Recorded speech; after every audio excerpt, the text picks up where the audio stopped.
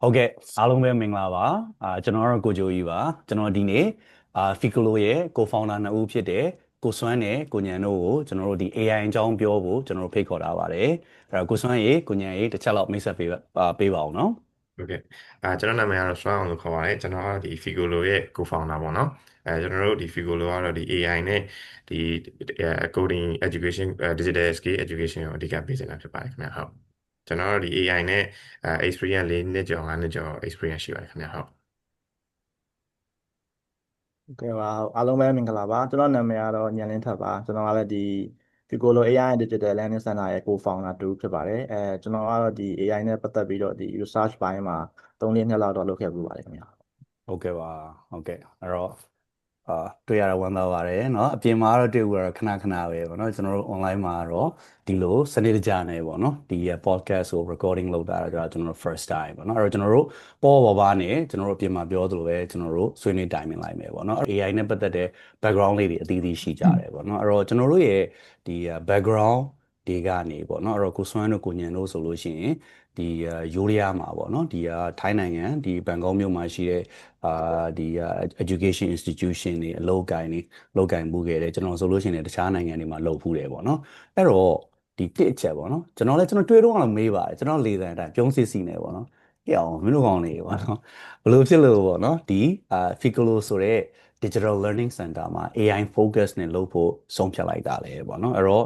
့ကျွန်တော်မေးချင်တဲ့ question ကိုကျွန်တော်ဒီစနစ်တကျလေးပြန်ပြီးတော့တင်ပြရမယ်ဆိုလို့ရှိရင်ကိုယ့်ရဲ့နိုင်ငံတကာ education နဲ့ကိုယ့်ရဲ့နိုင်ငံတကာ work experience တွေကိုကျွန်တော်မြန်မာနိုင်ငံကိုပြန်တည်လာပြီးတော့ဗောနော်ဒီ Figolo Digital Learning Center မှာဒီ AI ကိုဒီ main focus အနေနဲ့ထားတဲ့ဒီချင်းကပ်မှုကိုဗောနော်ဘယ်လိုစတင်ဖြစ်တာလဲဘာကြောင့်စတင်ဖြစ်တာလဲဆိုတာလေးကိုကျွန်တော်တစ်ချက်လောက် share ပေးပါဦးကဲ့အဲ့ဒါကတော့ဒီကျွန်တော်ကစာတယ်လို့ပြောရမှာเนาะအဓိကတော့ကျွန်တော်ကဒီ AI engineer အနေနဲ့လင်းကားနဲ့လုပ်ဖူးတယ်အဲ့လိုလုပ်နေနေမှာကျွန်တော်ကဒီ AI နဲ့ကိုလည်းဒီ Python တို့ဒီ machine learning deep learning အတန်းလေးလည်းဖွင့်မှုတယ်ခင်ဗျအဲ့ဒါလေးတွေဖွင့်နေမှာကျွန်တော်ဘာသွားတယ်လဲဆိုတော့ဒီကျွန်တော်တို့ဒီမှာဒီ AI နဲ့ပတ်သက်တဲ့ဒီ education ပေးတဲ့သင်တန်းတွေအကြောင်းတွေတော်တော်နည်းသေးတယ်ပေါ့နော်ကျွန်တော်ဒီအပြင်ကဒီနိုင်ငံခြားမှာရှိတဲ့ဒီ UK တို့ US တို့မှာကြည့်လိုက်ပြီဆိုရင်အဲ့ဒီဟာတွေကိုစပြီးပေးနေကြပြီပေါ့နော်ဒီလွန်ခဲ့တဲ့2 နှစ်3 နှစ်လောက်ခနဲ့အဲ့လိုမျိုးစပြီးဖြစ်တဲ့အတွက်ဒီနေရာမှာကျွန်တော်တို့လိုအပ်တယ်လို့ကျွန်တော်မြင်တဲ့အတွက်ဒီ AI နဲ့ဆိုင်တဲ့ဒီ education center လေးကိုစပစ်တာပါဟုတ်ဟုတ်ကဲ့ဟုတ်ကဲ့ကျွန်တော်ကတော့ဒီ AI နဲ့ပတ်သက်ပြီးလုပ်ဖြစ်တာတော့ရေကန်အသင့်ကြာအသင့်ဖြစ်သွားတယ်လို့ပဲပြောရမှာပေါ့နော်ကျွန်တော်ကအစကတော့ဒီဗမာပြည်မှာအခြေချဖို့အိမ်မက်ထဲမှာတော့မရှိဘူးပေါ့နော်အဲ့ဒါနဲ့ဒီလိုပဲအဲအကြောင်းဆိုပြီးတော့ဒီမှာပဲအခုအခြေချဖြစ်သွားပြီးတော့ဒီကျွန်တော်တငယ်ချင်းကိုစွမ်းအောင်နဲ့အဲဆက်ဆက်မိရင်းနဲ့ပဲဒီကျွန်တော်လည်းဒီ AI နဲ့ပတ်သက်ပြီးတော့အဲ education background ဘာရှိရဲဆိုတော့လေအဲ့ဒါနဲ့ဒီကျွန်တော်တို့နှစ်ယောက်ကျွန်တော်နောက်တငယ်ချင်းပြောင်းနေ3 ယောက်ပေါင်းပြီးတော့ဒီလိုလုပ်ဖြစ်သွားတယ်ပေါ့နော်ဟုတ်ကဲ့အဲ့တော့ဒီအစပြောတာကတော့ကျွန်တော်တို့ဒီပြည်တွင်းပြည်ပ experience တွေ education တွေမှာအစပြောတယ်ပေါ့နော်အဲ့တော့ကျွန်တော်အဲ့ဒီအပိုင်းကိုလေးအဲ့ဒီအပိုင်းလေးကိုကျွန်တော်နည်းနည်းလေးအရင်ပြောကြည့်လိုက်မယ်ပေါ့နော်အဲ့တော့ဒီကျွန်တော်နားလည်ထားတာကဒီ AID ထင်တယ်နော်ဒီကိုစွမ်းတို့ကိုညံတို့ဒီ AID မှာလေ့လာရတဲ့ experience ကဟိုပေါ့နော် AI ဟို AID မှာလေ့လာရတဲ့ experience ကဒီ Ficolo မှာပေါ့နော် Digital Learning Center ကိုဒီဖွင့်ဖို့အထောက်အကူဘယ်လောက်ထိပြုလဲဘယ်လို idea လေးတွေကိုကိုကဒီကောင်းလို့ရရာလေးတွေပေါ့နော်ဒီပြည်တွင်းပြည်ပမှာရှိတဲ့ကိုယ့်ရဲ့လေ့လာသုံးသပ်မှုနဲ့အခု Ficolo ရဲ့ဒီချင်းကပ်မှုလေးကိုကောင်းလို့ရရာလေးတွေဘယ်လိုစုတုပြုထားတာလဲဆိုတာကိုကျွန်တော်တစ်ချက်လောက်ကောက်နှုတ်ပေးလို့ရမှာလားခင်ဗျာဟုတ်ကဲ့ဒီ AID မှာတက်တာနဲ့ဒီကကျွန်တော်ကောင်းတာမြင်တဲ့ဟာပေါ့နော်မြင်တဲ့ဟာကတော့ဘာလဲဆိုတော့ကျွန်တော်တို့အဓိကတော့ဒီဟို practical ဟာတွေဒီပို့လောက်ရတာပေါ့နော် project တွေပါပို့လောက်ရတာဒီမြန်မာမှာကျွန်တော်တို့လုပ်ခဲ့အကြောင်းတက်ခဲ့တဲ့ဟာနဲ့ဆိုင်ကွာတဲ့ဟာဟုတ်အဲ့လိုမျိုးဟာလေးတွေကျွန်တော်တို့ဒီ Figolo မှာထည့်ခြင်းနဲ့နောက်တစ်ခုကကြတော့အဲဘာထည့်ခြင်းလဲဆိုတော့ဒီဘယ်လိုပြောမလို့အဲကိုတကယ် passionate ဖြစ်တဲ့ဟာကိုဟိုဟိုရှာပြီးတော့လှုပ်တက်တဲ့အဲ့ဒါကအရေးကြီးတယ်ဆိုတဲ့ဟာကိုဟိုထည့်ခြင်းတဲ့ concept လေးကိုကျွန်တော်တို့ဒီ Figolo မှာထည့်ခြင်းနဲ့ခင်ဗျာကျွန်တော် AID ကရခဲ့တဲ့အတွေ့အကြုံရဆိုရင်တော့ဟုတ်ပြီးတော့နောက်တစ်ခုကဒီ AID မှာလုံရင်းနဲ့ကျွန်တော် internship တွေအများမစင်းမနေရဆင်းရတယ်ပေါ့နော်အဲ့လိုမျိုးဒီ ဘယ်လိုပြောမလဲတကယ် real working environment feel ကိုလည်းကျွန်တော်တို့ဒီ feel လို့မှကျွန်တော်ထည့်ဖို့တော့စိတ်ကူထားပါခင်ဗျာဟုတ်ဟုတ်ကဲ့ပါဟုတ်ကဲ့ครับကိုညံရော AID နဲ့ပတ်သက်တဲ့ဟာတွေ complaint လုပ်เสียရှိလားအစားတော့ကအဲ့လိုအဆင်မပြေနေဘူးတော့ဒါမှမဟုတ်လို့ရှိရင်လည်းတော်တော်ကြိုက်တာတော့ရှိလားဟုတ်ကျွန်တော်ဝင်ဖန်တာတော့မဟုတ်ဘူးကျွန်တော်ဒီတကိုယ်မြင်ရတော့ဒီ AIT နဲ့ပတ်သက်ပြီးတော့တားကြီးတော့လိုမျိုးကြီးတော့မရှိဘူးပေါ့နော်ဒီဟိုတင် जा ရေးနဲ့ပတ်သက်ရင်တော့ခုနကကိုစွမ်းအောင်ပြောသွားသလိုပဲဟိုအဓိကကတော့ဟိုမှာက student centric ဒီတောင်းသားကိုပို့ပြီးကြားတဲ့အခါကျတော့လေအဲ့ဒီပုံစံမျိုးတွေတော့ကျွန်တော်တို့ဒီ Figo လိုမှာပြန်ပြီးတော့အသုံးချဖို့တော့ရှိတယ်ပေါ့နော်ဘာလို့လဲဆိုတော့ဒီဆရာပဲအခြေအနေရှင်းပြရုံနဲ့မကအကြောင်းသားရဲ့ဒီပါဝင်ပတ်သက်မှုကအဓိကအကြတာဆိုတော့ဒီနောက်ပိုင်းမှာလည်းဒီဟာကအခြေခံဖြစ်သွားတဲ့ခါကျတော့ကျွန်တော်ဒီဟာကိုဦးစားပေးရမယ်ပေါ့နော်ဟုတ်ဒီပြီးတော့ခုနကကိုဖန်အောင်ပြောခဲ့သလိုပဲဒီ project တွေပေါ့နော်ဒီကျွန်တော်တို့ဒီဗမာပြည်မှာကျွန်တော်အဲ့လိုဟာရှိလားမရှိလားကျွန်တော်လည်းမသိဘူးပေါ့နော်ဗမာပြည် education နဲ့ဒီတက္ကသိုလ်နဲ့ကြာတော့ကျွန်တော်တိတ်မသိတော့နောက်ဒီမှာကြာရင်တော့ဒီအဓိက project တွေလုပ်ရတယ်ပေါ့နော်ခဏခဏဒီတစ်နေ့ပြီးတစ်နေ့ဒီ project တွေ capstone အနေနဲ့လည်ပတ်တာဆိုတော့ကျောင်းသားကတော့ကိုယ်တိုင်experience တခုလုံးစာတွေ့တယ်မကပဲလက်တွေ့ပါလုပ်ဖူးရတွေ့ကြုံရတာပေါ့နော်အဲ့ဒါတွေကတော့အဓိကအားဖြင့်ဒီမှာပြန်သုံးချရမယ်လို့ထင်ပါတယ်ဟုတ်100% 100% agree အဲ့တော့ဒီကျွန်တော်နားလည်ထားတာကကိုညံ့အနေနဲ့လည်းဒီကိုညံ့မကြောတော့ကျွန်တော်ကြွားပေးလိုက်မယ်ပေါ့နော်အဲ့တော့ကိုညံ့အနေနဲ့လည်းဒီ master ဆက်တက်ဖူးတယ်ဆိုတော့ကျွန်တော်တခုမေးချင်တာဒီ AI ခေတ်ကြီးမှာပေါ့နော်အဲ့တော့ကျွန်တော်တို့essay ရေးတာအစားပေါ့နော်စာစီစာကုန်းပေါ့ assignment ပေါ့နော်ဒါမှမဟုတ်လဲကျွန်တော်တို့ technical သမားတွေဆိုလို့ရှိရင် programmer တွေဆိုလို့ရှိရင် code ရေးတာပေါ့ script ရေးတာအစား AI အကူအညီနဲ့ရေးလို့ရတဲ့ခေတ်မှာဒီခုနကကိုယ့်ရဲ့ thesis ပေါ့နော်ကိုယ့်ရဲ့ report ပေါ့ကိုယ့်ရဲ့ဒီ assignment တွေရေးတဲ့ဟာကဒီ AI ခေတ်ကြောင့်ဒါကြီးကပိုကောင်းသွားတာလားပိုခက်သွားတာလားဒါမှမဟုတ်လို့ရှိရင်လည်းနည်းနည်းလေးပိုရှုပ်ထွေးသွားတာလားဆိုတာဒီတစ်ချက်လောက်သုံးသပ်ပေးပါဦးဟုတ်ကဲ့ပါကျွန်တော် master လုပ်တော့ကတော့ဒီ AI ကမဖွင့်ပြသေးဘူးပေါ့နော်ဒီလိုတာမန် paraphrasing tool လောက်ပဲရှိသေးတယ်ဆိုတော့ဒီ plagiarism နဲ့ပတ်သက်ရင်အခုလောက်ကြီးတော့ဟိုမဖြစ်သေးဘူးဒီခုလောက်ကြီးတော့စိုးရိမ်စရာမရှိသေးဘူးပေါ့နော်ခုနောက်ပိုင်းကတော့ဒီ AI နဲ့ပါတဲ့ခါကျတော့တော်တော်များများလဲ thesis တွေပါရင်မှာသူတို့အမှန်တိုင်းတော့ပြောကြရတယ်ထင်ပါတယ်ဟိုဒီ ChatGPT ကိုဒီထဲမှာသုံးထားပါတယ်ဗာညာအဲ့လိုမျိုးတော့ဝန်ခံပြီးတော့ရေးကြတော့ရှိတာပေါ့နော်လွယ်လားခက်လားဆိုတာကတော့ကျွန်တော်ထင်တာကတော့ကို idea တွေပါရှိရင်စာရေးသားမှုနဲ့ပတ်သက်ရင်တော့ပို့ပြီးတော့လွယ်လာတယ်လို့တော့မြင်တယ်ဟုတ်ဒါပေမဲ့ခုနကပြောလို့ပဲပေါ့ဒီ plagiarism မမိအောင်တော့ကိုယ့်ဘက်ကအထူးဂရုစိုက်ပြီးတော့ရေးသားရမှာပေါ့နော်ဒီအခုကျောင်းနေမှာသုံးတဲ့ကျွန်းကျင်တို့ဘာလို့ဆိုမှလဲဒီ AI detection တွေတော်တော်ကြီးကိုကျွန်းကျင်ကြဲပါလာပြီဆိုတော့တကယ်တမ်းကူးထားမှဆိုရင်တော့တိတ်တော့မလွယ်ပါဘူးဟုတ်ဒါတွေကဟိုဘက်ဒီ institution တွေဘက်မှာလည်းတော်တော်လေးကိုပြန်ပြီးတော့ cover ဖြစ်အောင်ပြန်လုပ်နေတာဆိုတော့လေဟုတ်သုံးထားတဲ့ရင်တော့လွယ်တိစိရေးရတာပါပိုင်းမှာတော့ပို့ပြီးတော့လွယ်ကူလာတယ်လို့ထင်ပါတယ်ဟုတ် absolutely okay အဲ့တော့ကျွန်တော်တို့ဒီပြည်တွင်းပေါ့နော်ပြည်တွင်းမှာအခုဖွင့်ထားတဲ့ Piccolo Digital Learning Center ရဲ့ဒီချင်းကပ်မှုလေးတွေကိုကျွန်တော်တို့စပြီးတိုင်ပင်လိုက်ကြရအောင်ပေါ့နော်အဲ့တော့ AI နဲ့ပတ်သက်တယ်ဆိုလို့ရှိရင်ကျွန်တော်တို့ဥပမာပေါ့နော်ဒါကတော့ကျွန်တော်တို့ကtechnology နဲ့နှိမ့်မြုပ်ထားတဲ့သူတွေဆိုတော့ AI ကိုဘယ်လိုသုံးမလဲဆိုတာကိုဘယ်လိုသုံးရင်ကိုယ့်အတွက်အဆင်ပြေမလဲဆိုတာကျွန်တော်နည်းနည်းရိပ်မိတယ်ဘာလို့လဲ laboratory ရှိလို့ပေါ့နော်အဲ့တော့အကယ်၍သာ AI ကိုကျွန်တော်0ဗျာတလားအဲ့တော့ကျွန်တော်တငယ်ချင်းတယောက်ကိုကျွန်တော်ခေါင်းထဲမှာတွေးလိုက်တယ်ပေါ့နော်အဲ့တော့သူဒီစီးပွားရေးသမားတယောက်သူသားသမီးတွေပေါ့နော်ဥပမာအတန်းကျောင်းတက်နေတယ်အဲ့တော့ grade 8 grade 9 grade 10ပေါ့နော်အစားရှိသူတက္ကသိုလ်အရွယ်မဟုတ်သေးဘူးပေါ့နော်အဲ့တော့သူ့အနေနဲ့သူ့သားသမီးကိုလည်း digital learning ပေါ့ AI education ပေါ့သူနောက်မကျစေခြင်းအဲ့ဒါမျိုးဆိုလို့ရှိရင်သူ့အနေနဲ့ပေါ့နော်ဟိုဘာတွေသိသင်လဲသူရင်စာတွေထိုင်ဖတ်ရမှာလားဒါမှမဟုတ်လို့ရှိရင်ကျွန်တော်တို့အများနဲ့နောက်နေသလိုပေါ့နော်online မှာရှိတဲ့ AI YouTuber တွေကိုလည်းသူထိုင်ကြည့်နေရမှာလားပေါ့နော်အဲ့တော့ဘလူချင်းကပ်ဖို့အကြံပြုကျွန်တော်မိဘရဲ့ကိစ္စအရင်စလိုက်မယ်လေနော်ကျွန်တော်မြင်တာကတော့ဟိုဟာအာဒီကျောင်းသားအများစုဖြစ်တတ်တာကတော့ဒီတစ်ခုAI ကိုလေ့လာပြီဆိုရင်သူတို့ဒီဘာလေ့လာမှမသိဘဲနဲ့လမ်းပြောင်းတယ်ပေါ့နော်မိဘတွေဆိုရင်လည်းအဲ့လိုမျိုးဖြစ်မယ်နဲ့တူတယ်စပြီးကြည့်မယ်ဆိုရင်လေသူကလေးဒီနောက်ကျမဲ့ဟာကိုဆိုရင်လည်းသူကိုယ်တိုင်လည်းလေ့လာဖို့ကြိုးစားပေမဲ့ဘယ်ဟာကိုဒီစကြည့်ရမယ်ဘယ်လိုမျိုးစဟောဖြစ်ရမယ်မသိဘူးဖြစ်တတ်တယ်ပေါ့နော်အဲ့ဒါကိုကျွန်တော်တို့ဒီဟာကြော်ညာဝင်ရရင်တော့ကျွန်တော်တို့ဒီလိုမျိုး podcast တွေကိုကြည့်တယ်ဆိုရင်တော့အဲ့ဒါနဲ့ပတ်သက်တဲ့ education အတိုင်းအတာတစ်ခုထိရတော့မယ်လို့မြင်တယ်ပေါ့နော်ဒါကကျွန်တော်တို့ဟာလည်းမဟုတ် podcast တွေမဟုတ်ပေါ့နော်တခြားဒီလိုဒီ AI နဲ့ဆိုင်တဲ့ဒီ podcast တွေဒီ YouTube ကနေကြည့်ရဆိုရင်တော့general fee တော့ရမယ်လို့ကျွန်တော်မြင်ပါတယ်ဟုတ်ဒီအကြောင်းသားအနေနဲ့ကတော့ကျွန်တော်မြင်တာကတော့အဲ့လိုမျိုးကြီးကြည်နေတာထက်ဆိုင်ရင်ဒီ course တစ်ခုခုဒီ program step by step သွားတဲ့ course တစ်ခုခု join လိုက်တာပိုပြီးထိရောက်မှုရှိရလို့မြင်တယ်ခင်ဗျာဘာလို့ဆိုတော့ဒါကကျွန်တော်ကိုယ်တိုင်ကြုံခဲ့ရတဲ့ဟာနဲ့ပေါ့နော်ကျွန်တော်စပြီးတော့ဒီ AI စသေးတာ2016 2019တော့ဆိုရင်လေ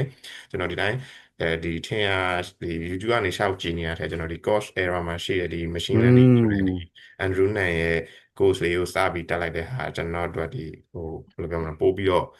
့ဒီ learning မှာ speed မှာပို့ပြီးမြန်သွားတယ်လို့ကျွန်တော်မြင်တယ်ပေါ့နော်ဒီဘာလို့ရမယ်ဆိုတာလည်းကျွန်တော်ပို့သိသွားတယ်ပေါ့အဲ့တော့ YouTube တို့ TikTok တို့ကနေတော့ဒီကျွန်တော်ကလေးတွေကအဲ့လိုလိုက်လေ့လာနေတဲ့ဟာကျွန်တော်သိအားမပေးဘူးပေါ့နော် introduction ပါလောက်ပဲရမှာပေါ့နော် ဟုတ်တယ်မိဘတွေအနေနဲ့ကတော့အဲ့ဒီဟာကအဆင်ပြေလောက်တယ်လို့တော့ကျွန်တော်မြင်နေတယ် okay ကလေးအနေနဲ့ကတော့ကျွန်တော်တခုလောက် confirm လုပ်ချင်တာဖြတ်ပြီးတော့ဟိုဟာကိုစွမ်းပြောတာကဟိုဟာProfessor Andrew Deep Learning က Professor Andrew ရဲ့ course နော်ဟုတ်တယ်မလားဟုတ်တယ်ခင်ဗျာ course okay ဆရာကြီးနိုင်တယ်ဟုတ်ကျွန်တော်အဲ့ဒီကစပြီးလေ့လာပြတတ်ပါရဲ့ဟုတ်ကဲ့ပါကိုညံ့အနေနဲ့ရောမိဘတွေကျောင်းသားတွေအနေနဲ့ဒီ AI ကိုစပြီးတော့တုံညပဲဆိုကြပါစို့နော်စပြီးလေ့လာမယ်ဆိုလို့ရှိရင်ကျွန်တော်တို့ဘယ်လိုလေးတွေချင်းကန်ကောင်းမလဲဘာလေးတွေကစလို့ရှိရင်ကိုယ့်အတွက်ပို့ပြီးတော့ပေါ်ပါပြီးတော့ဟိုတင့်လျောက်ပတ်လဲပေါ့နော်အဲကျွန်တော်မြင်တာကတော့ဒီចောင်းသားတွေကတော့လူငယ်ပိုင်းတွေကတော့ AI နဲ့ဒါကြီးမစိမ့်ဘူးလို့ထင်တယ်ပေါ့နော်အဓိကဒီမိဘတွေပေါ့နော်မိဘတွေကျတော့ဒီ AI ဆိုပြီးကြားလိုက်ကြတယ်သူတို့ကနည်းနည်းဒီပညာဆန်ပြီးတော့ကျွန်တော်ဟုံသွားလို့ထင်တာပဲသူတို့နဲ့အရင်တန်းဝေးတယ်လို့ပါအဲ့လိုမျိုးသဘောဖြစ်သွားလို့ထင်တယ်ပေါ့နော်တကယ်တော့ AI ဆိုတာဒီလူတွေမှာဖြစ်နေတဲ့ဒီ pattern တွေကို recognition လုပ်တဲ့အဓိကအခု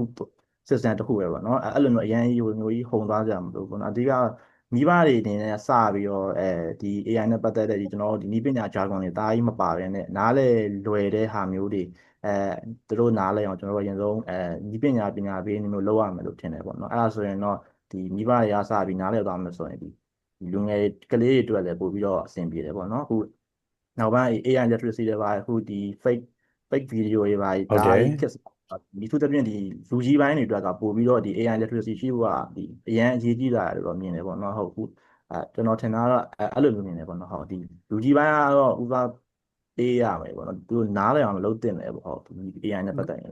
ဟုတ်ဒီနေရာမှာတော့ဒီနေရာလေးလုပ်ပေးရပါတယ်ဟုတ် absolutely right ဒီနေရာမှာတော့ကျွန်တော်အနေနဲ့ဒီ100% agree ဖြစ်ရလိမ့်မယ်ပေါ့နော်ပြီးရင်ကျွန်တော် complaint လေးနည်းနည်းတက်ရလိမ့်မယ်အဲ့ဒါကကျွန်တော်အမျိုးထဲမှာပေါ့နော်ဒီကျွန်တော်ဒီကြီးတော်ကြီးတွေကျွန်တော်ဖွာလေးတွေပေါ့နော်အဲ့တော့သူတို့ဆိုလို့ရှိရင်ဒီ Facebook ပေါ့နော်သူတို့ကတော့အများဆုံးသုံးတာ Facebook ဆိုတော့ Facebook မှာတက်လာတဲ့ကိုညံကနာပြောတဲ့ deepfake လို့ပဲပြောရမှာပေါ့နော်ဒီ AI generated ဓာတ်ပုံAI generated video တွေဆိုလို့ရှိရင် very realistic right တကယ်အပြင်မှာအစ်လို့ထင်ရတယ်ကျွန်တော်တို့ကျတော့ပြူပြဲကြည့်တတ်တဲ့မျက်လုံးကဟိုအကျင့်အရှိနေတော့ကျွန်တော်တို့ကနည်းနည်းသိတာတယ်ပေါ့နော်အဲ့ဒါမျိုးဆိုလို့ရှိရင်ကျွန်တော်ဥပမာတစ်ခုပေးလို့ရတယ်အဲ့တော့ကျွန်တော်အဲ့ Viber ကနေကျွန်တော်အမျိုးပေါ့နော်လူကြီးတယောက်ကနေဓာတ်ပုံလေးပို့လိုက်တယ်ဟာကြည့်ပါဦးပေါ့နော်ဒီမင်းသားလေးဒီကိုရီးယန်ပေါ့နော်ကိုရီးယန်မင်းသားနဲ့မင်းသမီးသူတို့ကရတဲ့ကလေးလေးကိုချစ်စရာမကောင်းလားဆိုတော့ကျွန်တော်တွေးနေတာဒီနှစ်ယောက်ကတော့အိမ်အောင်မကြသေးဘူးထင်တယ်ပေါ့နော်ကျွန်တော်တေချာတော့မသိဘူးပေါ့နော်အဲ့ဒါနဲ့မျိုးသမီးကိုမေးပြီးတော့ဟုတ်လားဆိုမျိုးသမီးရဲ့ဟဲ့အဲ့ဒါကြီးက AI generated ပုံရင်းထင်တယ်ပေါ့နော်ကျွန်တော်တို့ဒီ Gen AI ခေတ်မှာပေါ့ generated AI ခေတ်မှာကဒါတွေကဘယ်လိုပြောရမလဲဟိုစဉ်းစားဆင်ခြင်တဲ့ကိစ္စကဟိုတတိလိုပဲပေါ့နော်ဟိုပိုဒီမရှိပေါ့လိုဒီပဲရှိရဆိုတဲ့အဆင့်လောက်တော့ဖြစ်နေတာကိုကျွန်တော်အရင် complaint တက်ရလိမ့်မယ်ပေါ့နော်အဲ့တော့အဲ့ဒီကိစ္စနဲ့ကျွန်တော်ဆက်ပြီးမေးချင်တာကဒီကိုစွမ်းတို့ရောကိုညံတို့ရောအဲ့တော့ကျွန်တော်လူကြီးပိုင်းကစပြီးကျွန်တော်လူငယ်ဘက်ကိုသွားလိုက်မယ်ပေါ့နော်အဲ့တော့သူတို့မှာဒီ negative connotation လေးတွေရှိလောက်တယ်ပြောရမယ်ဆိုလို့ရှိရင်ဒီbad experience ပေါ့နော်အဲ့တော့ဒီ AI နဲ့ပတ်သက်လို့သူတို့ကတစ်ခါလိန်ခံရတယ်နှစ်ခါလိန်ခံသုံးခါလိန်ခံရတယ်ဆိုလို့ရှိရင်စိတ်ညစ်တာလို့စိတ်ရှုပ်တာတို့တွေမကောက်သူတို့ပါရှက်လာမှာပေါ့နော်ကျွန်တော်ကထိုင်ပြီးကြည့်ပြီးရေးဒါကြီးကအတူကြီးပေါ့နော်ဖွားလေးရေးဒါကြီးကတော့အင်ကြီးပဲအဲ့တော့ကျွန်တော်ရှင်းပြနေလို့ရတယ်၄-၅ခါလောက်ပြောလိုက်ရင်သူတို့လည်းဟဲငါလည်းဖြစ်နိုင်လုံးနေပေါ့နော်အဲ့လိုဖြစ်လာမယ်ဆိုလို့ရှိရင် AI นี่သူတို့အတွက်က bad technology ပေါ့ဒါမှမဟုတ်ရှင် AI ကိုသုံးတဲ့သူတွေကဟိုဘယ်လိုအလွဲသုံးစားလုပ်တယ်ပေါ့နော်အဲ့လိုမျိုးဆိုရင်ရောဒီကိုညံတို့ကိုစွမ်းတို့အနေနဲ့ဒီPiccolo က AI focus လုပ်တယ်ဆိုတော့AI ဒီဒါ အဲ့လောက်ကြီးအစိုးရတော့မဟုတ်ဘူးဆိုတဲ့ဟာမျိုးရှင်းပြခြင်းလားစိုးကိုစိုးတယ်လို့ရှင်းပြမှာလားအဲ့ဒါကိုဘယ်လိုကင်တွယ်ခြင်းလဲအဲ့ကိစ္စရော ဟုတ် ဘလို့ အဲ့ ကင်တွယ်နေလဲပေါ့နော်ဒီမိဘတွေလူကြီးတွေကိုယ့်ရှိကိုလာမေးလို့ရှိရင်အကြောင်းပါ ဟုတ်ကဲ့အဲ့ဒီကိစ္စနဲ့ပတ်သက်ရင်တော့ကျွန်တော်တို့ဒီတခြားဟာတွေကိုပဲကျွန်တော်တို့ပြန်ပြီး example ပေးရပါတော့เนาะဘယ်လိုပြောမလို့ကောင်းတဲ့နေရာမှာသုံးရင်ဒီဟာကမကောင်းတဲ့ဟာပဲဖြစ်မှာပေါ့နော်ကောင်းတဲ့ဘက်မှာသုံးရင်တော့ကောင်းတဲ့ဟာပဲဖြစ်မှာအဲ့ဒါဥပမာအနေနဲ့ဆိုကျွန်တော်တို့ဒီ AI ပဲဖြစ်ဖြစ်ဒီကားပဲဖြစ်ဖြစ်ဒီ internet ပဲဖြစ်ဖြစ်အဲ့ဒါတွေက tools တွေပဲပေါ့နော်ဥပမာ internet ကိုသုံးပြီးတော့ကျွန်တော်တို့ကဒီကောင်းတဲ့နေရာဆိုတာဒီကျွန်တော်တို့ဥပမာ study လုပ်မယ်ဆိုရင်ကျွန်တော်တို့သုံးချလို့ရတဲ့ဥပမာ YouTube video တွေဖြစ်ဖြစ် resource တွေပဲဖြစ်ဖြစ်အများကြီးပဲပေါ့နော် internet ပေါ်မှာအဲ့လိုမျိုးပဲဒီ internet ကိုသုံးပြီးတော့ခုနကပြောတဲ့ဒီ fake news တွေလောက်တာဒါမှမဟုတ် scam လောက်တာတော့ပေါ့နော်တခြားသူလိမ်တဲ့ဟာတွေသုံးရင်လည်းဒါဟိုဖြစ်တာပဲပေါ့နော်အဲ့တော့ဒီ AI ကလည်းအဲ့လိုမျိုးသဘောပဲပေါ့နော်ဒီ AI ကိုသုံးပြီးတော့ကျွန်တော်တို့လမ်းလုပ်တဲ့နေရာမှာအများကြီးအကျိုးရှိတယ်ကျွန်တော်တို့အလုပ်တွေမှာအများကြီး efficient ဖြစ်အောင်လုပ်လို့ရတယ်ဒါမှမဟုတ်လည်းဒီ AI ကိုသုံးပြီးတော့လိမ်တာပဲဖြစ်ဖြစ်ဒါမှမဟုတ်တခြားပေါက်တက်ကြဟာတွေထုတ်တာပဲဖြစ်ဖြစ်အဲ့လိုမျိုးတွေလည်းလုပ်လို့ရတယ်ပေါ့နော်အဲ့တော့ဒါကကျတော့သုံးတဲ့သူနဲ့ပဲဆိုင်တယ်ပေါ့နော်အဲ့တော့အဲ့ဒါကိုကျွန်တော်တို့ကတော့ဒီကောင်းတဲ့ဘက်ကိုပဲသုံးဖြစ်အောင်ကျွန်တော်တို့ဝိုင်းပြီးတော့အကုန်လုံးဝိုင်းပြီးတိုက်တော့အောင်ပေါ့အဲ့လိုမျိုးလုပ်ဖို့လိုတယ်လို့မြင်ပါတယ်ခင်ဗျဟုတ် โอเคပါအဲ့ဒါတော့ကျွန်တော်တို့ညင်းစရာတော့မရှိပါဘူးဒါပေမဲ့ကျွန်တော်စောတကတက်စရာတစ်ခုတော့ရှိတယ်ပေါ့နော်အဲ့ဒီကိစ္စကကြတော့ AI ဒီကျွန်တော်တို့ဆိုလို့ရှိရင် productivity ဒီ tool တစ်ခုအနေနဲ့ပေါ့နော် multiplier လို့ခေါ်တာပေါ့နော်ကျွန်တော်တို့developer ရှုတော့ပြောလို့ရှိရင်လူတစ်ယောက်လုံနိုင်တော့10စားလုံနိုင်တော့ 10x ပေါ့နော်အဲ့တော့အဲ့သဘောကိုကြည့်တဲ့အတွက်ကြောင့်ကျွန်တော်တေချာချာလေးကိုဒီ management ရှုတော့နေတင်ချာပေါ့နော်တေချာတွက်လိုက်မယ်ဆိုလို့ရှိရင်ကျွန်တော်ဘာတွေ့ရမလဲဆိုတော့အနှေးနဲ့အမြန်အနည်းနဲ့အများကိုကျွန်တော်တို့ job loss ဆိုတဲ့သဘောတရားကြီးကကျွန်တော်တို့ညင်းလို့မရဘူးလို့တော့ကျွန်တော်ကအစိုးတင်သွင်းခြင်းတယ်ပေါ့နော်ကျွန်တော်ညင်းခြင်းတယ်ပေါ့နော်အဲ့ဒါညင်းကောင်လည်းဝါသနာပါတော့အဲ့တော့ဒီ AI ကြောင့်လက်ရှိပဲဖြစ်ဖြစ် future မှာပဲဖြစ်ဖြစ် job loss တို့ job displacement တို့ဆိုတဲ့ကိစ္စတွေဒီလေဒီလူကြီးတွေပေါ့နော်ဒီ professional တွေကလေးရှိတဲ့မိဘတွေကိုယ့်ရဲ့ဘဝကိုရုန်းကန်ရင်းနဲ့ AI ကြောင့်ငါရဲ့လက်ရှိအသက်မွေးဝမ်းကြောင်းပေါ့အသက်ရှင်ရပ်တည်မှုဒီ professional ဘဝဒီထိပါလာမလားထိခိုက်လာမလားဆိုတဲ့ negative ကိစ္စအကြီးကကြတော့ကျွန်တော်အနေနဲ့အဲ့ဒါတော့ feeling တော့မဟုတ်ဘူးထင်တယ်ဒါကဒီ coming soon လား coming now လားဆိုတဲ့ဟာဖြစ်တာဆိုတော့အဲ့ဒါလေးကိုကျွန်တော်တို့ဘယ်လိုလေးမြင်လဲပေါ့နော်ကိုညံတို့ကိုစွမ်းတို့အဲ့ဒီဟာအတွက်ကတော့ကျွန်တော်အမြင်ရဆိုရင်တော့job loss ကတော့လာမှာတော့100%သေချာတယ်အဲ့ဒီဟာတော့ဘာလို့လဲဆိုတော့ဒီ AI ကိုသုံးပြီးတော့သူကဒီ efficient အရန်ဖြစ်သွားတဲ့အခါမှာပုံမှန်10ယောက်လိုတဲ့အလုပ်တွေကဒီ1ယောက်2ယောက်ပဲလိုတာတွေဖြစ်သွားနိုင်တယ်ပေါ့နော်ဒါပေမဲ့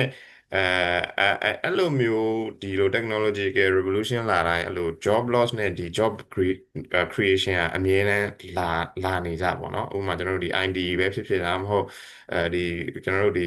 ဟိုးရန်နေစပြောရင်ဗာလဲလေယာစိုက်ပြီးလားအဲ့လိုမျိုးရဘယ်ဟာပဲဖြစ်ဖြစ်ပေါ့နော်အဲ့လို technology အသစ်ပါပြီဆိုရင်သူနဲ့တူပါလာတဲ့ဟာ job loss နဲ့ job creation အမြဲတမ်းပါလာတယ်အဲ့တော့အဲ့ဒီကျွန်တော်တို့ကဒီ job loss ဘက်ကို focus ထားနိုင်မယ်အစားဒီဘယ်လိုပြောမလဲကိုအတွက် opportunity တွေအသစ်တွေလာတယ်ဆိုတဲ့ဟာကိုလည်းကျွန်တော်တို့မြင်တတ်ရမယ်ပေါ့နော်ဘယ်လိုမျိုးလဲဆိုတော့အခုပုံမှန်ဆိုရင်ကျွန်တော်တို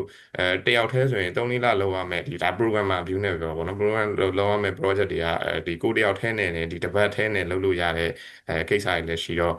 အဲ့ဒီကနေပြီးတော့ကျွန်တော်တို့ဒီပိုကောင်းတဲ့ opportunity တွေရလာနေတယ်ပေါ့နော်လာတာပဲဖြစ်ဖြစ်တာမဟုတ် job opportunity ပဲဖြစ်အဲ့အတွက်ကျွန်တော်တို့လိုအပ်တဲ့ဟာအဓိကကတော့ဒီ scale ဖြည့်ထားမှာပေါ့နော်ဒီ AI နဲ့ပတ်သက်တဲ့ scale ဖြည့်ထားရဆိုရင်အဲ့ဒီဟာကိုကျွန်တော်တို့သိပ်ပြီးအရင်ပူစရာမလိုဘူးလို့မြင်ပါတယ်ပူရမယ့်ဟာအဓိကကတော့AI ကတော့သုံးရမယ်ဟာလိုမျိုးတော့ဖြစ်သွားတာပေါ့နော်ဥပမာ internet ကိုကျွန်တော်တို့ဒီလုပ်ငန်းဝင်မှာဆိုရင်သုံးရမယ်ဟာဖြစ်သွားတယ်လို့မျိုးပဲ AI ကလည်းကျွန်တော်တို့လုပ်ငန်းဝင်မှာဆိုရင်သုံးတာနဲ့မသုံးတာနဲ့အရင်ကွာဖြစ်တဲ့အတွက်သုံးရမယ်ဟာဖြစ်တယ်ဆိုတာတော့ကျွန်တော်တို့သိထားဖို့လိုတယ်ပေါ့ဟုတ်ကဲ့ကျွန်တော်အနေနဲ့ဒီ job loss ပေါ့နော် job loss ဆိုတာမျိုးတက်ဒီလောက်ရဲ့ပုံစံပြောင်းသွားရလို့ပဲပြောချင်တယ် job loss ဆိုတော့အသွင်ပြောင်းတာပေါ့ချင်း600ကြမယ်လို့ထင်တာပေါ့နော်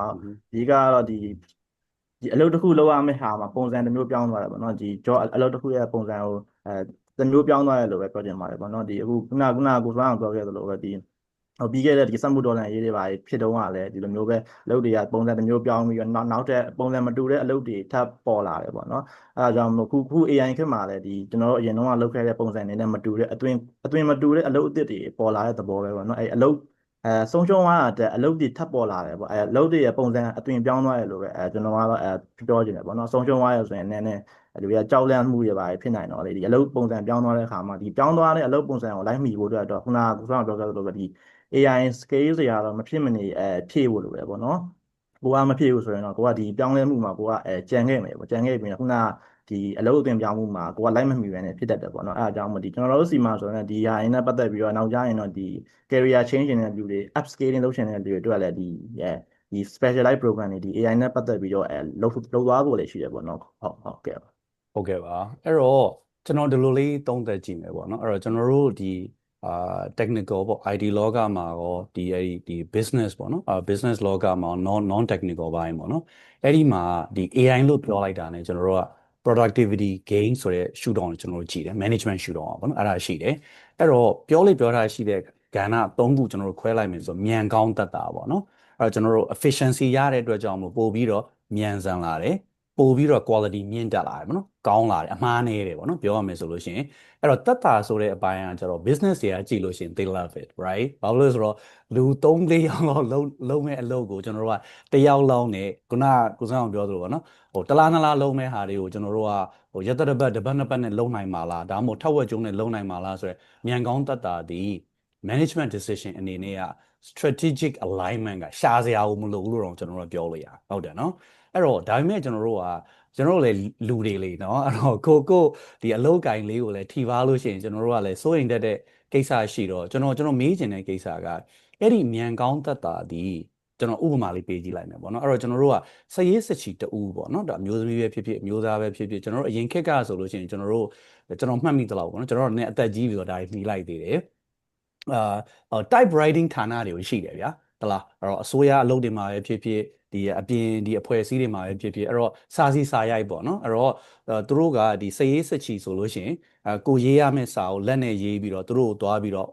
form ပြင်ခိုင်းတာလို့ပဲပြောရမှာပေါ့နော်အဲ့လိုဟာမျိုးလေးတွေရှိတယ်အဲ့တော့ကျွန်တော်ကမြန်ကောင်းသက်တာကနေကွန်ပျူတာတွေလည်းပေါ်လာအောင် digital transformation ပေါ့နော် IT နည်းပညာနဲ့ဆိုကျွန်တော်တို့ကဒီ Microsoft Word တို့အဲ့မတိုင်ခင် Lotus ပေါ့နော် Lotus 1 2 3တို့အခုနောက်ပိုင်းကျတော့လည်း Google Sheets တို့ဘာတို့ဖြစ်လာတယ်အခုကျတော့ AI နဲ့ပေါ့နော်ဒီစာငါ့ကိုရေးပေးဆိုပြီးတော့ AI ကတော်ဆိုရေးပေးလို့ရတယ်ပေါ့နော်အဲ့တော့ကျွန်တော်တို့က individual လူတဦးတယောက် professional တယောက်အနေနဲ့ဒီပေါ့နော်ကျွန်တော် typewriter ကနေကွန်ပျူတာစာစီစာရိုက်ကနေ AI လို့ကျွန်တော်တို့ကကြည့်ရမှာလားဒါexample တစ်ခုပေါ့နော်နောက် example တစ်ခုကကြတော့ဘာလဲဆိုတော့ကျွန်တော်မှတ်မိသလောက်ပြောရမယ်ဒါကတော့ကျွန်တော်မမှီတော့ဘူးပေါ့နော်ကျွန်တော်အဖိုးရဲ့အဖိုးခက်လောက်ဖြစ်သွားလိမ့်မယ်1890ဘိုင်းလောက်ဒါမှမဟုတ်လို့ရှိရင်1900 something လောက်ပေါ့နော်1900စွန်းလောက်မှာဆိုလို့ရှိရင်ကျွန်တော်တို့ဒီကမ္ဘာမြို့ကြီးပြာကြီးတွေမှာဆိုလို့ရှိရင်ကျွန်တော်တို့ဒီမြင်းလဲပေါ့နော်အဲ့တော့မြင်းလဲကနေကျွန်တော်တို့ဒီFord ကားတွေပဲပြောရမှာပေါ့နော်ဒီကျွန်တော်တို့စက်မှုတော်လှန်ရေးအလျောက်ကျွန်တော်တို့ဒီကားတွေအစောပိုင်း vehicles တွေဆိုတာရှိလာတယ်ပေါ့နော်အဲ့ဒါကြတော့ကျွန်တော်တို့ typewriter ကနေကွန်ပျူတာကနေ AI ကိုသွားတာဆိုတာတဲ့ပြောရမှာဆိုလို့ရှိရင်မြင်းမောင်းတဲ့သူကနေကားမောင်းတဲ့သူလိုမျိုးတကယ် very abrupt တော့နော်ထူးထူးဆန်းဆန်း transition ဖြစ်မှာလားဆိုတော့ဒီကိုညံတို့ကိုစွမ်းတို့ဘယ်လိုမြင်လဲပေါ့ဒါမှမဟုတ်လို့ရှိရင်ကျွန်တော်ပေးတဲ့ example မသိတော့လို့ရှိရင်လည်း example တစ်ခုလောက်ကျွန်တော်မြင်သာတဲ့ဟာရှိလားပေါ့နော်အဲ့တော့မြန်ကောင်းတက်တာလို့ပဲပေါ့ပါနဲ့ typewriter နဲ့ကွန်ပျူတာကိုပြောင်းရမှာလားပြီး AI လားဒါမှမဟုတ်လို့ရှိရင်မြင်းထိန်းနဲ့ပဲကျွန်တော်ကားထိန်းရမှာလားပေါ့နော်ကားမောင်းရမှာလားပေါ့ဒီကျွန်တော်အမြင်မှာဒီ technology revolution အနေနဲ့ဆိုရင်ဒီ AI ဟာဒီအရွေ့ရတော်တော်ကြီးတယ်လို့မြင်တယ်ပေါ့နော်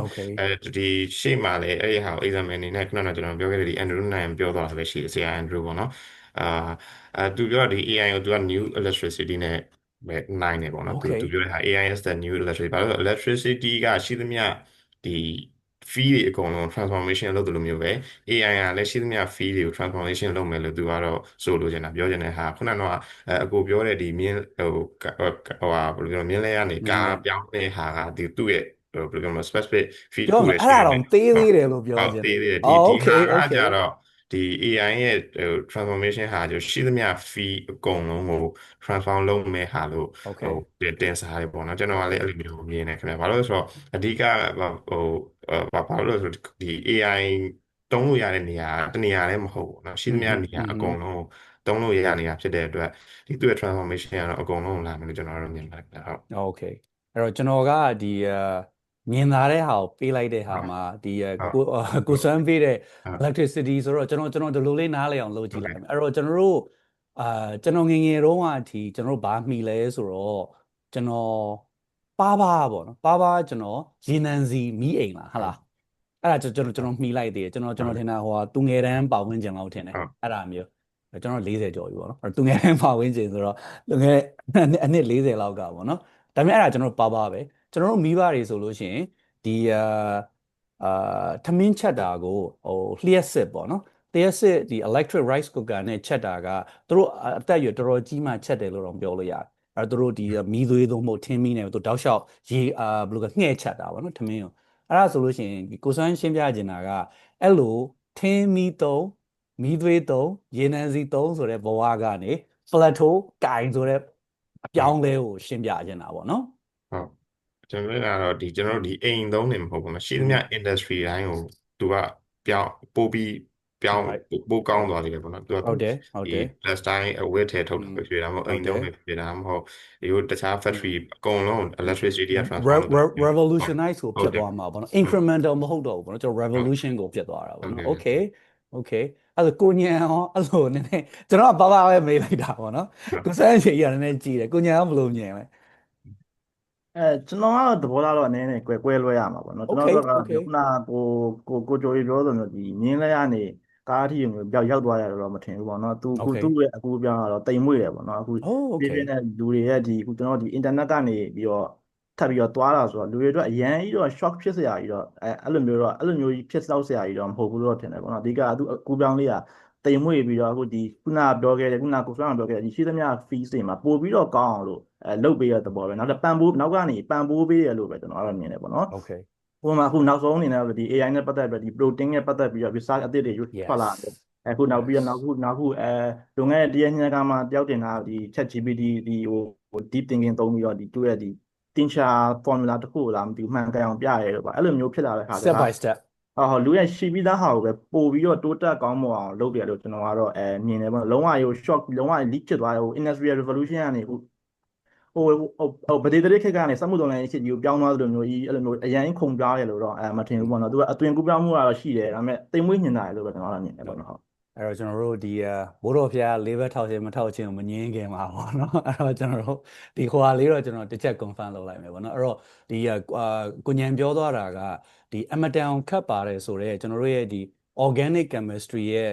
special topic တစ်ခုဖြစ်တဲ့ protein folding ကိုပြောတာနော်ဟုတ်တယ်မလားကျွန်တော် AI သုံးပြီးတော့အဲ့ဒီ protein တွေဘယ်လို fold လဲဆိုတာကိုကျွန်တော်တို့နားလည်တယ်ဆိုလို့ရှိရင်ဒီယောဂတွေရဲ့ control တွေရောဆေးဖော်ဆက်တာတွေရောမှာဒါကိုဟိုဘယ်လိုပြောရမလဲကျွန်တော်ထင်တာ10စားတစ်စားတော့မဟုတ်အစ100အစ200တစ်စားလောက်ကိုမြန်ဆန်မှုကိုပြောတာဟုတ်တယ်မလားဟုတ်တယ် yes အဲ့ဒါ yes okay အဲ့တော့ကျွန်တော်ဒီလိုလေးပြောကြည့်လိုက်အဲ့တော့ကိုညံပြောချင်တာကကြတော့ဒီ AI ပြောင်းလဲမှုတည်ပေါ့နော် AI ပြောင်းလဲမှုတည် single ဖြစ်ခြင်း revolution ဖြစ်ခြင်းဆိုတာတဲ့ရှိပြီးသား infrastructure ပေါ်မှာပဲဆေးထိုးလိုက်တယ်ဆိုတဲ့သဘောကိုကျွန်တော်တို့ရှင်းပြတာဟုတ်တယ်မလားတိမ်မွေးနေတာတိမ်မွေးတယ်ဒီ impact ကကြီးကောင်းကြီးမယ်ဒါပေမဲ့ तू ကမသိမသာလေးနဲ့အဲ့လိုကိုလာပေါင်းတာပေါ့နော် AI ကဒါပေမဲ့ heavy တွေကျွန်တော်တို့လုပ်လို့ရမယ်ကိုညံပြောချင်တာကိုစွမ်းပြောချင်တာကကြတော့ဒီကျွန်တော်ခုနဟိုကျွန်တော်မျိုးလုံးထဲမှာမြင်လိုက်တာပေါ့နော်ကျွန်တော်တို့ဒီရေနံစီနဲ့မီးထွန်းတာကနေကျွန်တော်တို့ဒီလျှက်စစ်နဲ့မီးထွန်းတယ်battery နဲ့မီးထွန်းတယ်ဆိုတော့ like ပြောရမယ်ဆိုလို့ရှိရင် paradigm shift ပေါ့နော်တချို့တော့paradigm လို့လည်းခေါ်တယ်ကျွန်တော်တို့ paradigm လို့ခေါ်တယ်နော် paradigm shift ခေတ်အပြောင်းလဲဆိုတဲ့သဘောလောက်ကြီးကိုခြားနာတယ်ပေါ့အဲ့ကျွန်တော်ထင်တာတချို့ဟာတွေကြတော့ကျွန်တော်ထင်တာ result ကိုစွမ်းပြောတာလည်းဖြစ်လိမ့်မယ်ပေါ့နော်။ဘာကြောင့်လဲဆိုတော့ဒီ protein folding ကိုအစ100 200ကောင်းဖို့ဆိုတာကျွန်တော်တို့လွန်ခဲ့တဲ့3-4နှစ်ကဘယ်လိုပြောရမလဲအိမ်မက်တော်မမှန်ရဲတဲ့ကိစ္စတွေမှာပါမယ်ထင်တယ်။ဟုတ်အမတန်ခက်ခဲတာသူ manually လုပ်ရတဲ့အပိုင်းတွေရှိတာပေါ့နော်။အဲ့ဒါမျိုးလေးရှိ okay အဲ့တော့ကျွန်တော်တို့ဒီလူငယ်တွေဘက်ကိုတစ်ချက်ပြန်လာအောင်ပေါ့နော်။အဲ့တော့ကျွန်တော်တို့အနေနဲ့ကလုပ်ငန်းကိုင်ငန်းတွေမှာ ဒီဘလို့ပဲတင်စားပေါ့နော်ကျွန်တော်တို့ဒီအလုပ်တွေအကိုင်တွေစီးပွားရေးတွေမှာဒါကြီးက impact ရှိတယ်ဆိုတာကိုကျွန်တော်တို့အားလုံး agree ဖြစ်တယ်ပေါ့နော်မှားရင်လည်းကျွန်တော်တို့အတူတူမှားမှာပေါ့နော်အဲ့တော့မှန်တယ်ဆိုလို့ရှိရင်ကျွန်တော်တို့အတူမှန်တယ်လို့ပဲကျွန်တော်တို့ယူဆပြီးတော့ဆက်သွားမယ်ဆိုလို့ရှိရင်ဒီလူငယ်တယောက်အနေနဲ့ပေါ့နော်ကျွန်တော်တို့အတန်းကြောင်းအောင်စလိုက်မလားဟုတ်တယ်နော်အဲ့တော့ဒီကျွန်တော်တို့ဒီ private private ကိုပိုင်ထက်တန်းကျောင်းတွေပေါ့နော် private school တွေပဲတက်တဲ့ဒီ public school ပေါ့နော်အစိုးရကျောင်းတွေပဲတက်တဲ့ကိုယ့်ရဲ့ digital learning နဲ့ AI ကိုဒီအတန်းကျောင်းကျောင်းသူကျောင်းသားတယောက်အနေနဲ့ချင်းကပ်မယ်ဆိုလို့ရှိရင်ရောFigolo အနေနဲ့ကဘလို့ဘလို့လမ်းပြနိုင်လဲဘလို့ဆွဲခေါ်နိုင်လဲဘလို့ကြက်မှတ်ပေးနိုင်လဲပေါ့နော်အဲ့ဒါလေးကိုကျွန်တော်တစ်ချက်လောက် share ပေးပါဦးဟုတ်ကဲ့ကျွန်တော်တို့အနေနဲ့ဆိုရင်တော့ကျွန်တော်ဒီ AI တင်တဲ့ဟာကိုကျွန်တော်ဘယ်လိုအကြံပေးခြင်းလဲဆိုတော့စောစောစလေးကောင်းနေလို့ပဲကျွန်တော်တော့အကြံပြုချင်ပါတယ်အဲ့ဒါကျွန်တော်ဒီတုံတွေးခဲ့တဲ့ experience တွေရပါတော့ကျွန်တော်တို့လုံးဝဆိုရင်ဒီ coding လို့ပါလို့ဆိုတာငယ်ငယ်တုန်းကလုံးဝမသင်ရပါဘောနော်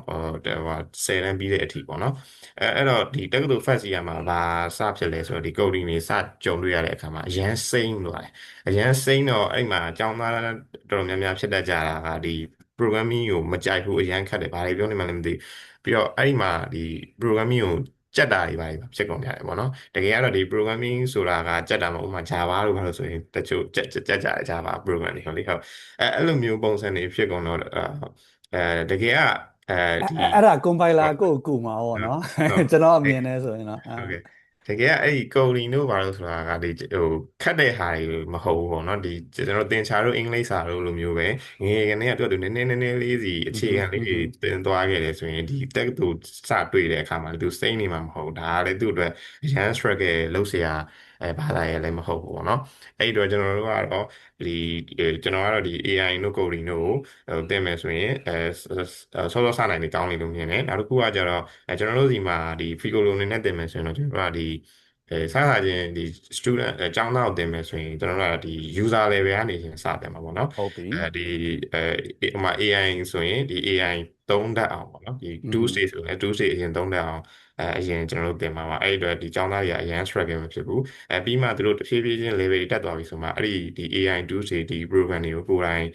create လုပ်တတ်တဲ့ creator level ထိသွားမှာပေါ့နော်ကျွန်တော်တို့သွားမဲ့ education Figolo education ပုံစံကတော့အဲ့လိုမျိုးပုံစံလေးဖြစ်ပါမယ်ခင်ဗျာ AI ဟာတော့ဟုတ်ကဲ့ပါကိုညံ့အနေနဲ့ရောဖြစ်ဆွချင်တာလေးကိုစွမ်းအောင်ပြောရတာတော့လုံးဝသဘောတူရပါတော့ကျွန်တော်တော့ဆိုလဲကျွန်တော်ကတကယ်တော့ကျွန်တော်နေရလာတာပေါ့နော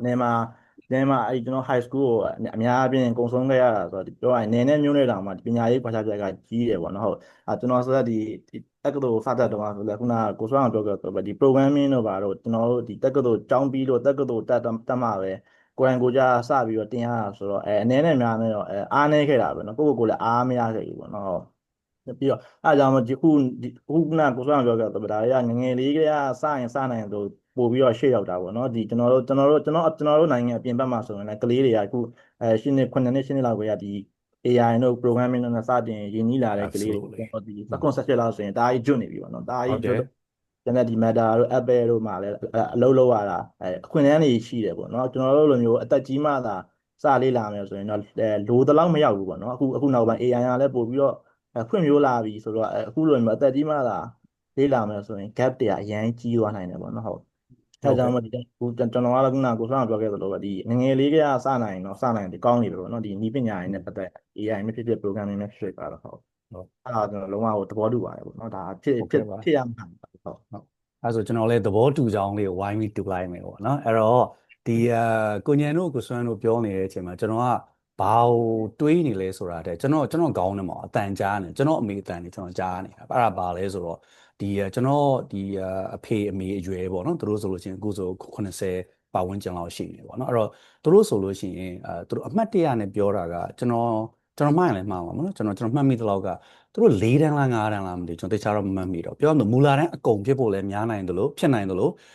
အလယ်တန်းအစဖြစ်နိုင်တယ်လို့မူလာတန်းရဲ့အကြီးဆုံးတန်း4တန်းလည်းဖြစ်နိုင်တယ်ပေါ့နော်အဲ့ဒီကြတော့မှသူတို့ဒီအင်္ဂလိပ်စာပေါ့အင်္ဂလိပ်စာကိုမှထဲထဲဝင်စလေ့လာရတဲ့ကိစ္စကိုကျွန်တော်အမြဲတမ်းရှင်းပြရတယ်ပေါ့နော်ဘာလို့လဲဆိုတော့ဒီကျွန်တော်တို့ဒီသူငယ်တန်းတန်းဆိုလို့ရှိရင်ဒီဖတ်စာမှာအင်္ဂလိပ်စာက subject တစ်ခုအနေနဲ့ပါဝင်နေပြီပေါ့နော်အဲ့တော့ကျွန်တော်ထင်တာ အဲ့လိုတွေးမယ်ဆိုလို့ရှိရင်ကျွန်တော်သားသမီးအရွယ်ပေါ့နော်ကျွန်တော်ကတော့သားသမီးရတယ်နောက်ကြတယ်ဆိုပေမဲ့ကျွန်တော်တငယ်ချင်းတွေဆိုတချို့ဆိုသားသမီးကအဲ့လို9နှစ်10နှစ်တချို့ဆို12နှစ်13နှစ်တောင်ရှိပြီပေါ့နော်အဲ့တော့သူတို့ကလေးတွေဆိုလို့ရှိရင်သူတို့ကဒီကျောင်းမှာဟို public ပဲဖြစ်ဖြစ် private ပဲဖြစ်ဖြစ်ပေါ့နော်အစိုးရကျောင်းပဲတက်ပုဂ္ဂလိကပဲတက်ကျောင်းမှာအင်္ဂလိပ်စာသင်တာလဲပါသလိုသူတို့အပြင်မှာလဲပေါ့နော်မိဘတွေဟိုပေါ့နော်အင်္ဂလိပ်စာနဲ့ပတ်သက်တဲ့အတန်းတွေထားတာလဲပါသလိုကျွန်တော်ထင်တာဒီ internet ပေါ့နော် YouTube တို့ social media Facebook အစရှိတဲ့ဟာတွေမှာလဲအင်္ဂလိပ်လိုပြောတဲ့ဟာတွေကသူတို့ကလက်ပွန်းတေးဖြစ်နေတော့ကျွန်တော်တော့ပြောဦးပါတယ်ကိုညံတို့ကိုစွမ်းတို့အခလေးတွေကငါတို့အင်္ဂလိပ်လိုပဲပြောကြတော့မှာလားပေါ့နော်ကျွန်တော်တို့ဒီဖီကလိုကသင်တန်းတွေကိုသူတို့ကလေးလာလို့ရှိရင်ကိုကသူတို့ဗမာလိုပြောပြီးရင်သူတို့နားလည်မှာလားဆိုတဲ့အဆင့်ထိကြာကျွန်တော်ကတော့ကျွန်တော်အနေနဲ့အမြင်ကတ်လွယ်တယ်ပေါ့နော်မင်းတို့ကနေငါ့ကိုဗမာလိုပြောပါလားဆိုတဲ့လေသံတော့ကျွန်တော်ဖြစ်မိတယ်ဒါပေမဲ့ဟိုကျွန်တော်ထင်တာအဲ့ဒီဥစ္စာနည်းနည်းစင်လူယုံမှဖြစ်မယ်ထင်တယ်เนาะအဲ့တော့ဒီ language တွေလိုပဲဒီ ID တွေ AI တွေလဲစောစောစလေကျွန်တော်တို့ဟိုမြန်ပို့ပြီးတော့ familiar ဖြစ်လေကျွမ်းကျင်လေပေါ့เนาะအဲ့ဒါမျိုးလေးတွေရှိတယ်အဲ့တော့ဒီနေရာမှာကြော်ညာလေးနည်းနည်းဝင်ကျင်ပါတယ်ကျွန်တော်အကြောင်းလေးကိုပေါ့เนาะအဲ့တော့ကျွန်တော်ဒီကနေဒါမှာကျွန်တော်ဒီ7တန်း12တန်းပေါ့เนาะ high school တက်တုန်းကဆိုလို့ရှိရင်ခုနကဒီကိုစွမ်းတို့ကိုညံတို့ပြောသလိုပဲဒီဟို programming ကိုစာကြက်ရတယ်ဆိုတဲ့ idea ကျွန်တော်တို့ကအဆိုင်ဘာကြောင့်လဲဆိုတော့ကျွန်တော်ကအဲ့ဒီ7တန်း12တန်းမှာကျွန်တော်ဘာတွေလုပ်နေလဲဆိုတော့ C++ ပေါ့နော် C++ web programming intro ပေါ့နော် HTML CSS JavaScript တွေကိုကျွန်တော်ကလုပ်တယ်ပြီးရင်ကျွန်တော်ဒီ grade 12ပေါ့နော်ဒီhigh school ရဲ့နောက်ဆုံးနှစ်မှာဆိုကျွန်တော် database တွေပါတယ်လုပ်နေပြီကိုညံပြောတဲ့ဒီကျွန်တော်တို့တက္ကသိုလ်မှာဆို capstone project တွေလုပ်ရတာ standard ဆိုလို့ရှိရင်သူတို့က grade 11 12ပေါ့နော် high school computing course တွေမှာတော့ကျွန်တော်တို့အဲ database လုပ်တယ်ဆိုလို့ရှိရင်ဒီproject လေးတစ်ခုပေါ့နော် database on project လေးတစ်ခုလုပ်ခိုင်းတယ်ပြီးရင်ကျွန်တော်ကလည်း electronic ပဲစိတ်ဝင်စားတော့ကျွန်တော်အဲ electronic class ပေါ့နော် grade 11မှာဆိုလို့ရှိရင်ကျွန်တော်တို့က radio အသေးစားလေးပေါ့နော်အဲဆိုကြပါစို့ FM radio ကျွန်တော်တို့ဘယ်လိုနားထောင်မလဲပင်နဲ့ဇက်ချိန်တက်လာတယ်ဆိုလို့ရှိရင် FM radio ပဲဘယ်လိုပြန်လွှင့်မလဲပေါ့နော်အဲ့တော့အဲ့ project နှစ်ခုကိုလုပ်ပြီးပြီဆိုလို့ရှိရင်ကိုကလွှင့်တဲ့ဟာကိုပဲကိုတငယ်ချင်းဟိုဘက်အခန်းကနေကို receiver နဲ့ကိုနားထောင်လိုက်ပေါ့နော်အဲ့ transmission နဲ့ reception ဆိုတဲ့ဟာကိုကျွန်တော်တို့ဒီ grade 11 grade 12မှာနေမယ်ကျောင်းသားတွေက project driven ပေါ့နော်လက်တွေ့အနေနဲ့လုပ်လို့ရတယ်ဆိုတော့ဟိုကျွန်တော်တို့ကတော့ဟိုကိုစွမ်းတို့ကိုညံတို့ပြောတဲ့စေတနာကိုကျွန်တော်ကဟိုတကယ်နားလေဘာကြောင့်လဲဆိုအဲ့ဒါကိုကြော်ဖြတ်လိုက်တယ်ဆိုရင်လူကတကယ်ပေါ်ပါသွားတာ technology နဲ့ပတ်သက်တယ်ဆိုလို့ရှိရင်လေကြက်တယ်ဆိုတဲ့ဟာကြီးကဘာတော့ကြက်မှာလဲပေါ့နော်ကျွန်တော်ခုနကပြောလိုက်ဆို compiler တစ်ခုလုံးရှိတယ်မဟုတ်လားပေါ့နော်အဲ့ဒါမျိုးလေးရှိတယ်ပေါ့နော် okay